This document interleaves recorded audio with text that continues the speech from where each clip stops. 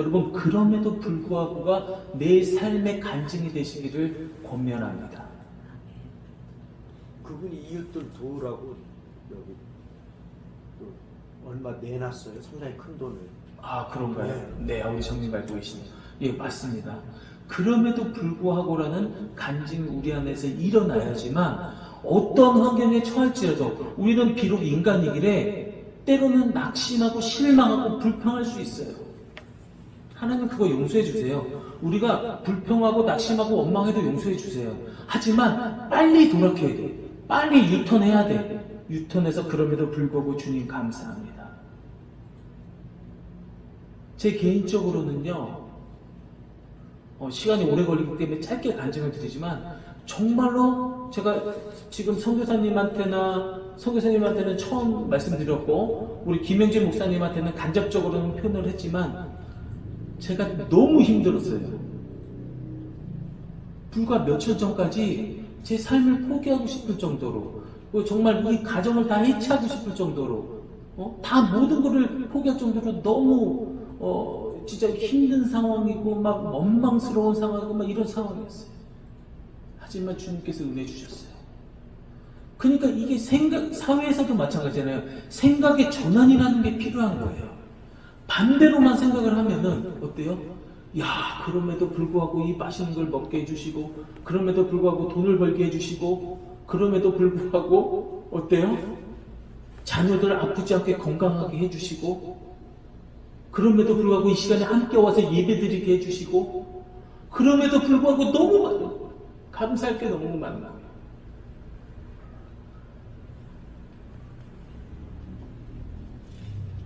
우리는 정말 이 시대에 한국교회는요, 너무나 많은 이벤트성 행사들이 너무 많아요. 한국교회가 1907년 평양 대부흥의 운동을 기념하는 행사들이 굉장히 많아요. 우리가 찾아보면 굉장히 많아요. 근데 준비하는 것은 좋지만 우리가 추구하는 것은 그 기념 행사 이상이어야 되는 거야. 기념 행사로 끝나면 안 되는 거예요. 기념 행사 이상이어야 됩니다. 현재 단체를 조직해서 교회를 순회적으로 다니면서 영적 대각성이니 회개 운동이니 이런 걸 보면은요, 아직 젊은 제 목사인 제가 담대하게 말씀드리면 참으로 한탄스럽고 슬픈 마음이 가득합니다. 말 그대로 행사에만 치중하면서 연사들을 소개하거나 내빈들을 소개하기 바쁘고, 심지어는 거기서 정치적 발언까지 하느냐고 서슴지 않아요. 말 그대로 한날 이벤트에 불과한 거예요. 그냥 허무해요. 그 이벤트가 끝나면 그냥 허무한 거예요. 남는 게 하나도 없는 거예요. 회개를 통한 부흥은 화려한 행사나 장엄한 집회를 통해서 이루어지는 것이 아니에요. 이 시간에 함께하고 있는 우리 선교사님, 장로님, 우리 목사님, 비록 우리가 얼마 되지 않지만 이 곳에서 온전히 부흥의 열매를 이 시간에 우리가 맺을 수 있다고 저는 믿습니다. 우리가 부흥을 만들 수는 없지만 성령 하나님께서 다시 한번 이 시간 이곳에 우리들에게 임하 주실 줄을 믿습니다. 여러분 아시다시피 2019년에 벌써 한 4년 가까이 됐죠. 코로나가 발발하면서 특히 한국교회는 많은 핍박을 받았고 약 12,000여 교회가 문을 닫았다고 합니다. 코로나가 벌써 이렇게 지내오면서 한국교회 위기가 심각하게 진행된 것을 우리가 알 수가 있어요.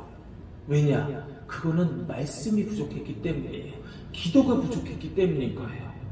자연스럽게 비대면 예배가 활성화돼가지고요. 여러분, 우리가 지난 성탄절에 여러분 아시다시피 우리 장기현 선교회 주축으로 성탄 축하 예배를 드리면서 공연을 했어요.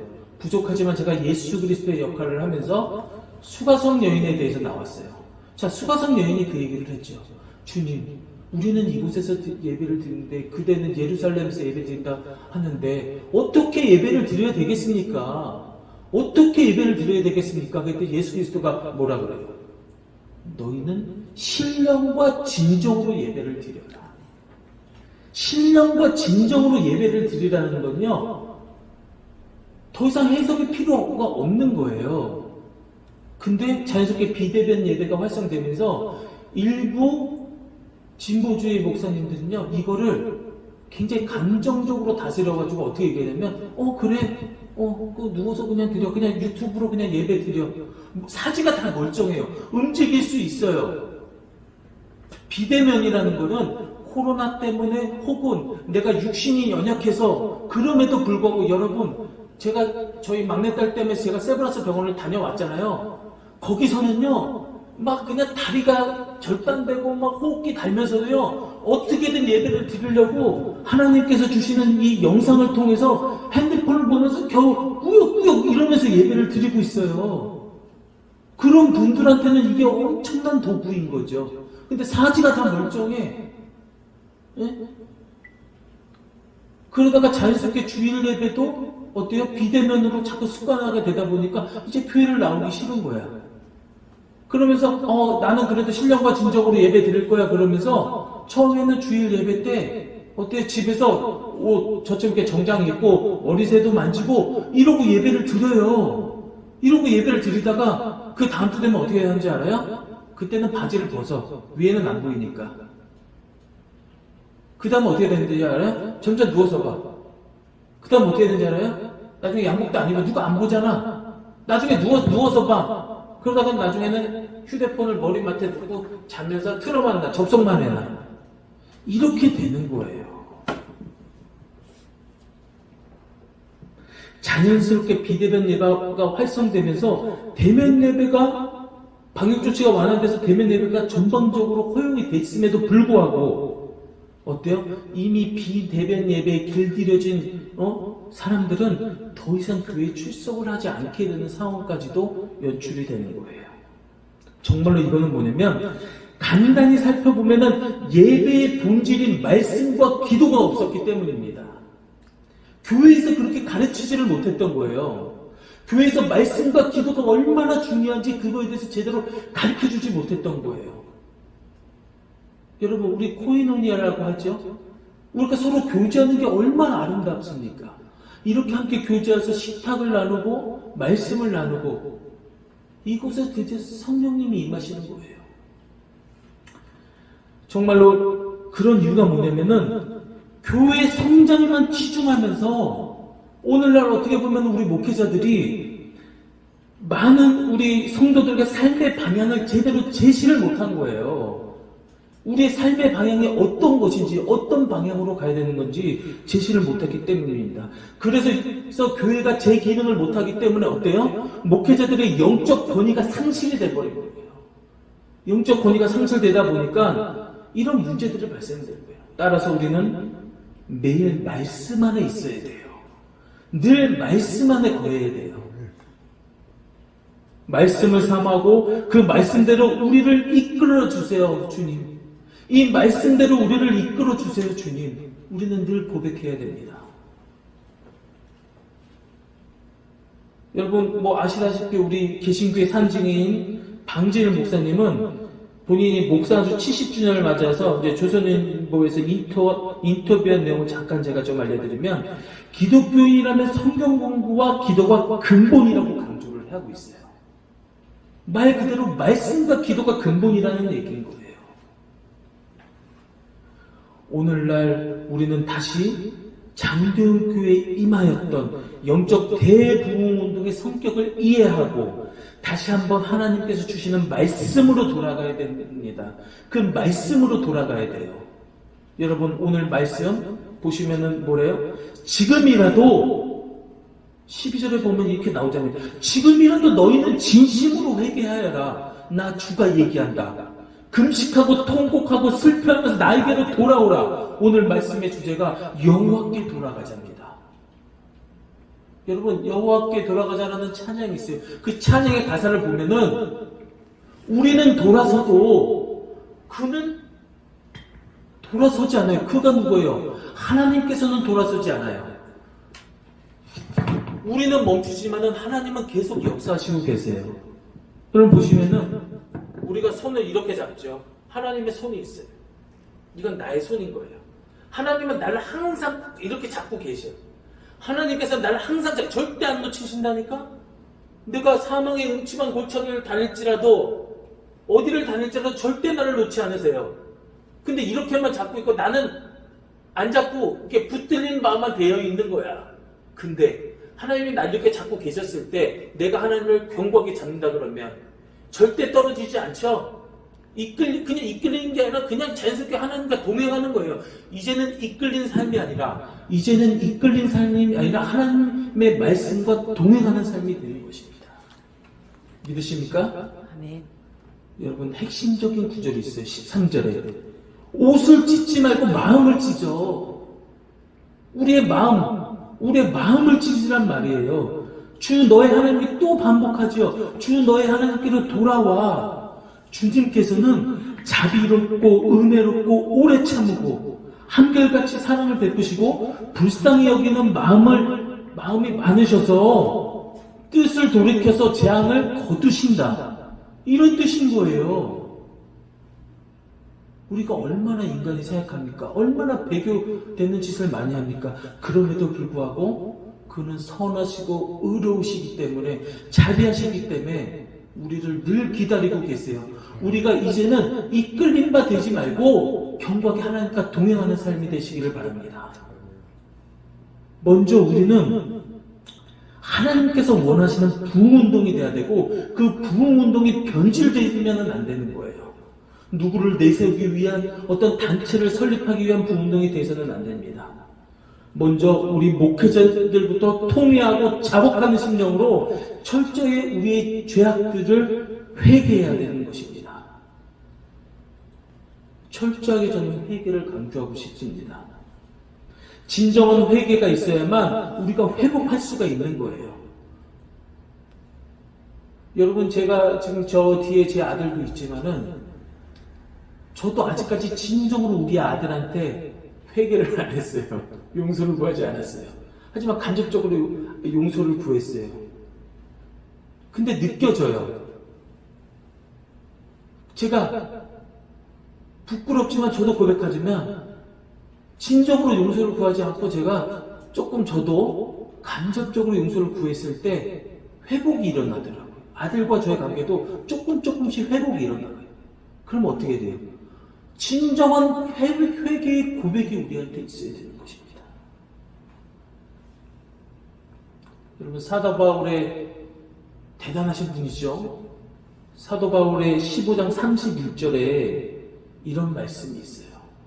형제들아, 내가 그리스도 예수 우리 주 안에서 가진 바 너희에 대해 나의 자랑을 두고 단언하노니 나는 날마다 죽노라.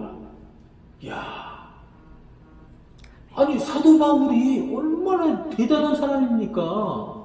우리가 인간적으로 봤을 때는 엄청난 사람이잖아요. 네?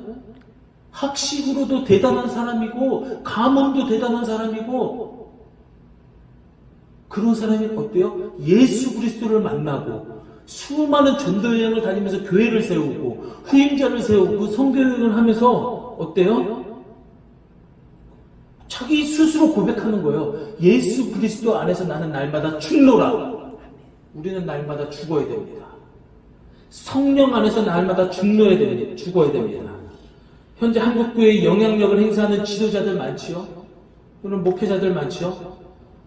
현재 지도자 중에 누구는 애국이라는 컨셉을 가지고 자기 스스로를 자연스럽게 높이고 하나님에 대한 신석을 모독하면 물론 그를 추종하는 많은 사람들은 애국이라는 프레임에 갇혀 있어요. 애국이라는 프레임에 갇혀서 본인들의 눈이 어두워지고 있음을 모르고 있는 것 같아요. 제 본인의 부끄러운 과거를 제가 식사 중에서 잠깐 고백했지만, 고백하면요, 저도 과거 몇몇 이단 사이비들에 관련된 일을 하였습니다. 이 경험을 토대로 보면은요, 다 나열할 수 없지만은 분명한 이단 사이비로 가고 있는 거예요. 우리는 죽어야 돼요. 우리는 죽어야 돼요. 그 훌륭한 바울 선지자도 날마다 나가 죽노다. 나는 십자가에 못 박혔다. 내가 산 것이 아니다. 오직 주 예수 그리스도께서 내 안에 살아서 역사하시는 것이다. 이렇게 고백하고 있습니다. 한편으로는 많은 대형교회들, 많은 단체들, 또 어떤 곳은요, 과거 독립운동 단체를 표방하면서 무슨 33인 무슨 또 단체를 또 만들기도 했어요. 참 그런 걸 보면은 참 개탄을 금할 수가 없어요. 제가 그 예배 영상을 다 보면은요, 뭐 발언 순서 이런 걸 보면은 참 예배 본질을 다 벗어나고 있는 것 같아요. 오늘 말씀의 핵심인 요엘 선지자의 고백. 너희는 옷을 찢지 말고 눈에 보여지는 옷을 찢으면서 내가 이런 마음이야. 내 지금 현재 내 마음은 이래. 이거 보여줄 필요 없어요. 내 마음을 찢어라. 내 마음을 찢어서 어때요? 너희 하나님 여호와께로 돌아오라고 계속 말씀하고 계시잖아요. 여호와께 돌아가자. 그는 선하시고 자비로우시니까 여호와께 진짜 좀 제발 좀 돌아가자. 이 말씀처럼 겉으로 드러나는 허식을 멈추고 마음을 찢는 기도가 필요한 것입니다. 우리에게. 그래서 회개를 통한 회복과 부흥이 필요한 거예요. 여러분, 제가 이제 목회 상담 공부도 제가 이제 부전공으로 좀 하면서 마틴 로이드 존스의 목사가 시편 51편을 통해서 발견하는 회개의 5단계라는 내용이 있습니다. 이 목사님이 정리한 내용에 보면 첫 번째는 우리가 저지른 일이나 성격, 본질이 정확히 어떤 것인지 스스로 파악해야 됩니다. 우리 죄를 스스로 파악해야 돼요. 자, 두 번째는 우리가 저지른 일이나 성격, 본질이 정확히 어떤 것인지 파악하고, 그리고 자신이 죄를 지었다는 사실을 깨달아야 되는 거예요. 우리가 날마다 죄를 지었다는 사실을 깨달아야 되는 거예요. 여러분, 제가 늘 설교할 때 제가 이 말씀을 드립니다. 차 운전대만 잡으면은요, 누가 껴들잖아요? 바로 죄 지어요. 하는데 바로 죄 지어요. 근데 아까 말씀드렸죠? 바로 유턴해야 돼요, 우리는. 순간 그랬어도 하나님 용서해 주세요. 잘못했습니다. 하나님 잘못했어요. 용서해 주세요. 대화하듯이 회개해야 됩니다. 대화하시 회개할 때 하나님께서 우리 죄를 사해 주시는 거예요. 세 번째는 인간은 자신의 삶과 행동이 우리 하나님의 목전에서 그분의 뜻을 거스르고 있음을 깨달아야 돼요. 우리가 하나님의 뜻을 거스르고 있음을 우리가 깨닫고 고백해야 되는 거예요. 우리가 진정으로 하나님의 뜻대로 우리가 가고 있습니까? 하나님의 뜻은 그 쭉 말씀이잖아요. 39권 27권 성경 말씀이잖아요. 하나님의 뜻을 거스르고 있지는 않는지 우리가 깨닫고 고백하는 저와 여러분이 되시길 바랍니다. 그리고 네 번째는 자신이 어떤 변명이나 구실을 내세울 수 없음을 발견해야 돼요. 우리는 늘 변명하고 어떤 구실을 만들어서 합리화를 시키려고 하죠. 그런 걸 다 내려놓아야 돼요. 여러분, 장도연 교회에 임하셨던 그 성령의 불은 길선주 목사의 회개를 통해서 그 불씨가 발화된 거예요. 자기의 온전한 회개를 통해서 불씨가 발화됐듯이 이렇게 된 것입니다. 그래서 우리의 자신의 목성은 스스로 악하다라고 깨달아야 돼요. 그랬을 때 하나님께서 온전히 우리에게 회복의 영을 부어주실 것입니다. 그리고 우리는 진짜로 천국을 소망해야 돼요. 여러분, 진짜로 우리가 늘 천국을 소망하는 설교를 목회자들 많이 하고 있지만 정말로 천국을 소망한다면 우리는 늘 두렵고 떨리는 마음으로 살아야 돼요. 나의 행동, 생각, 마음 하나하나가 늘 두렵고 떨리는 마음으로 살아야 돼요. 잠깐 자신을 망각하고 화를 내고 죄를 지을 수는 있지만 그때마다 빨리 돌이켜서 회개해야 돼요. 그래서 바울의 고백처럼 날마다 중노라는 고백으로 우리 스스로를 먼저 낮추고 먼저 회개의 영을 주님 우리에게 부어 주시옵소서, 이렇게 간절히 기도해야 됩니다. 형제들아, 내가 감히 단언합니다. 나는 날마다 죽습니다. 우리 주 예수 그리스도께서 여러분에게 하신 일, 그 일로 말미암아 내가 여러분을 자랑스럽게 여기는 것만큼 확실한 것입니다. 나는 날마다 죽습니다. 나는 날마다 죽습니다. 이렇게 얘기하는 거예요. 1907년 평양 대부운동이 시작된 지 벌써 어때요? 약 한 120년 가까이 됐죠. 하나님께서 지금도 이 땅, 이곳에 평양 대부흥운동의 역사가 다시 한번 이루어지길 원합니다. 즉 우리 장대현 성교회를 통해서 다시 한번 회개형에 임하실 줄 믿습니다. 그리고 회개를 통해서 우리가 회복하고 다시 한번 부흥의 역사가 이룰 줄 믿습니다. 그래서 우리에게 회개형을 부어주시고 영적 회복과 대부흥의 역사를 일으켜 주시기를 간절히 기도해야 됩니다. 우리 이 시간 잠깐 함께 찬양하시고 우리 함께 기도하였으면 좋겠습니다.